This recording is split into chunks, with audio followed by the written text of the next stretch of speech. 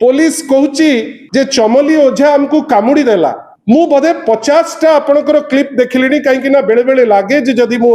यांकर clip देखिली न पाइली ताले आउ का क्लिप देखिबा नले आउ का क्लिप देखिबा जे कोठी ना कोठी तो आमे गोटे पाई जिबा जे हां जोटा से कहउचंती सत्य आउ सत्यता किछि अछि आउ ताकू बेस करी आमे हमर मत मध्य आमे से दिगरे क्यारी करिवु ए पर्यंत आपण जदि पाइथिबे अलगा कथा मु कोनोसी क्लिप रे देखि पारली नाही जे चमेली ओझा कोनोसी पुलिस ऑफिसर को कामुड़ी दबाटा रो गोटे क्लिप मु कोठी देखि नाही